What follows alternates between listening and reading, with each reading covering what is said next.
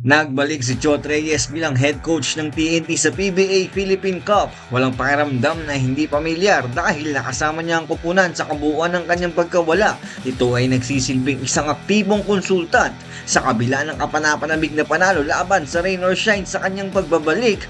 Kinilala ni Reyes na nakaiwas sila sa bala at nakakuha ng break sa dikit na laban.